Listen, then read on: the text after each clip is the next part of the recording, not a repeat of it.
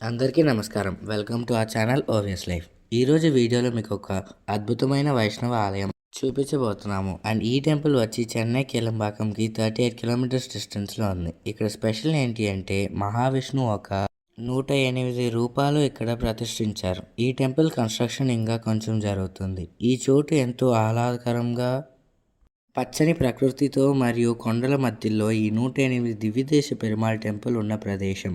ఇక్కడ ఇంకా విశేషం ఏంటి అంటే సింగిల్ స్టోన్తో శిల్పముగా మలిచిన 58 అడుగుల అమ్మవారి విగ్రహాన్ని ఇక్కడ ప్రతిష్ఠించారు. అమ్మవారిని ఇక్కడ కరుమారి అమ్మన్గా పిలుస్తూ ఎన్నో పూజలు అందుకుంటున్నారు.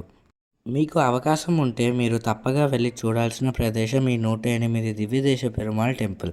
ఈ టెంపుల్ లొకేషన్ కింద డిస్క్రిప్షన్లో ఇస్తున్నాను. Must go and visit if possible. మీలో ఎంతమందికి మన దేశంలో ఉన్న దివ్యదేశాల పేర్లు తెలుసు? కామెంట్ రూపంలో తెలపండి.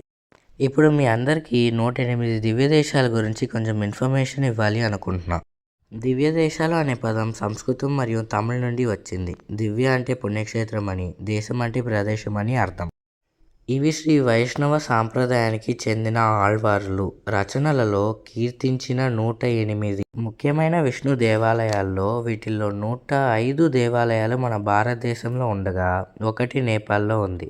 మిగిలిన 2 భూలోకానికి బయట ఉన్నాయని నమ్ముతారు. మన దేశంలో వివిధ ప్రాంతాల్లో ఉన్న వంటి దివ్య దేవాలయాలు ఒకే చోట ప్రతిష్ఠించడం ఈ ఆలయం ఒక ప్రత్యేకత. Thank you for watching my video. For more videos, please subscribe, like, share and comment.